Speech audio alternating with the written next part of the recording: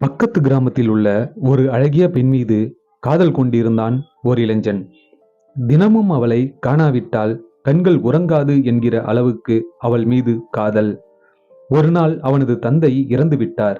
அதனால் காரியங்கள் செய்து முடிக்கும் வரை அவனால் எங்கும் செல்ல முடியவில்லை. இரவு நெடுநேரமாகிவிட்டது.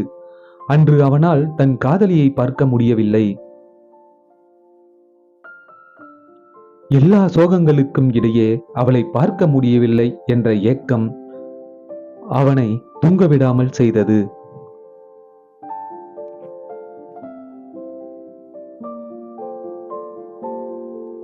நடுநிசி நேரத்தில் அவன் எழுந்தான். பக்கத்து கிராமத்தை நோக்கி ஓடினான். வழியில் ஒரு ஆறு ஓடிக்கொண்டிருந்தது. மக்கள் ஆற்றை படகில் கடப்பது வழக்கம். இரவு நேரத்தில் யார் படகு ஓட்டுவார்கள்? அதனால் திடீரென ஆற்றில் குதித்து விட்டான். வெள்ளம் பெருக்கெடுத்து ஓடியது. அவனால் அந்த வேகத்தை சமாளிக்க முடியவில்லை. ஏதோ கட்டை போய் கையில் தட்டுப்பட அதை பிடித்து கொண்டான். அதன் உதவியோடு அக்கறை வந்து சேர்ந்தான். பின்னர் ஈரம் சொட்ட சொட்ட காதலியின் வீட்டிற்கு சென்றான். வீடு பூட்டப்பட்டிருந்தது. அவனால் இப்போது வீட்டுக்கதவை தட்டி உள்ளே போக முடியாது. சுற்றும் முற்றும் பார்த்தான். வீட்டு சுவரின் ஓரம் ஒரு கனமான கயிறு தொங்குவது தெரிந்தது. உடனே அந்த கயிறை பிடித்து ஏறினான். அது வழுக்கியது. ஆனாலும் எப்படியோ ஏறிவிட்டான். அந்த பெண் இருந்த அறைக்குள் நுழைந்து விட்டான். ஏதோ சத்தம் கேட்டு அந்த பெண் வீழ்த்து விட்டாள். அவனை கண்டதும், நீங்களா?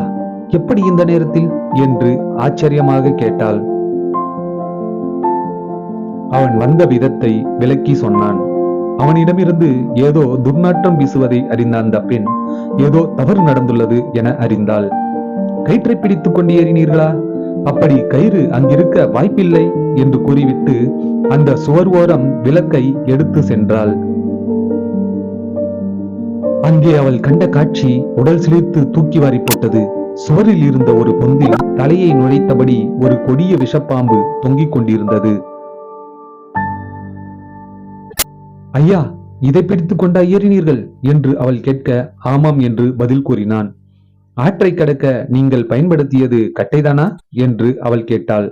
அது கட்டையாகத்தான் இருக்க வேண்டும் என்று அவன் சொன்னான். திரும்பி செல்ல உதவுமே என்று கரையில் இழுத்து போட்டிருக்கிறேன், வா காட்டுகிறேன் என்றான் அவன். இருவரும் விளக்குடன் ஆற்றங்கரைக்கு சென்றனர்.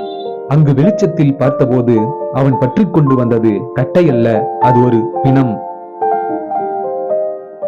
அதை கண்டதும் அவள் ஒரு பிணத்தை பற்றி கொண்டு ஆற்றை கடக்கவும் பாம்பை பிடித்துக் கொண்டு சுவர் ஏறவும் உங்களை தூண்டியது எது? எப்படியும் என்னை கண்டுவிட வேண்டும் என்ற காதல் அல்லவா என்றாள்.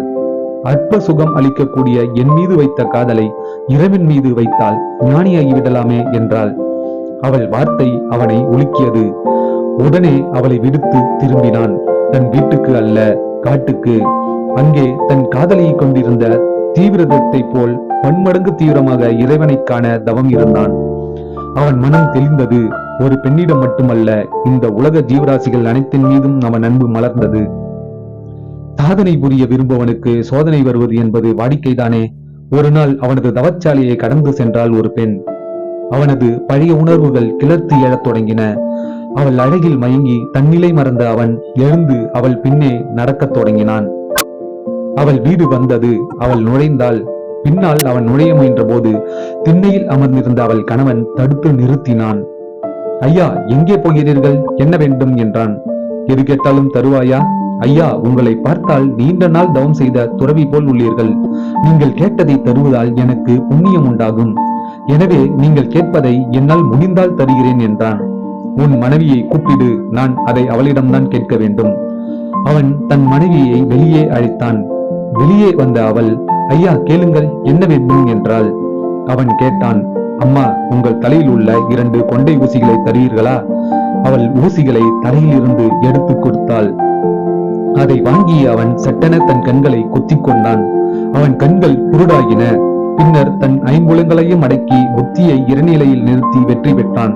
பின்னாளில் அவர் பில்வமங்கலர் என்கிற பெயரில் பல பக்தி இலக்கியம் படைத்து புகழ் பெற்றார். அவர்தான் ராமாயணத்தை இந்தியில் எழுதிய துளசிதாசர். அவர் வாழ்க்கையில் நடந்த உண்மை சம்பவமாக குறிப்பிடப்படுவதுண்டு. நீதி வைராகியத்தால் எதையும் சாதிக்க முடியும். அது மிக உயர்ந்த ஒன்றை அடைவதற்காக இருப்பது நல்லது.